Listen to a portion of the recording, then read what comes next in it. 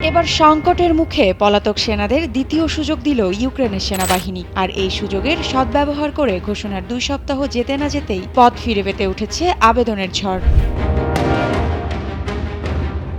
ইউক্রেনের সেনাবাহিনী যুদ্ধক্ষেত্র থেকে পালিয়ে যাওয়া সেনাদের জন্য দ্বিতীয় সুযোগ দেওয়ার একটি উদ্যোগ গ্রহণ করেছে। এই পদক্ষেপটি মূলত সেনাদের মনোবল পুনরুদ্ধার এবং যুদ্ধে তাদের পুনরায় অংশগ্রহণ নিশ্চিত করার জন্য নেওয়া হয়েছে।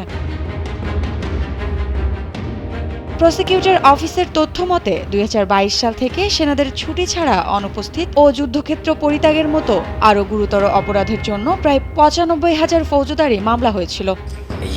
Далекобійні можливості України є.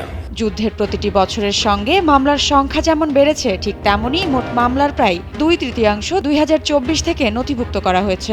যুদ্ধে হাজার হাজার সেনা নিহত বা আহত হওয়ার সঙ্গে সঙ্গে এই ধরনের ঘটনা ইউক্রেনের জন্য মরার উপর খাড়ার ঘায়ের মতো ঠেকেছে।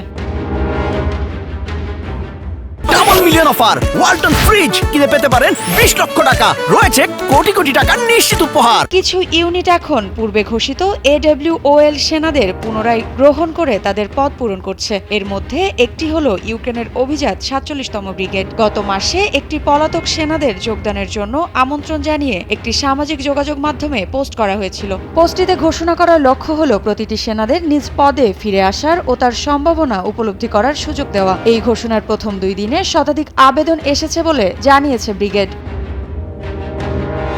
AWOL-কে ইউক্রেনের সেনাবাহিনীতে একটি স্বল্প গুরুতর অপরাধ হিসেবে দেখা হয়।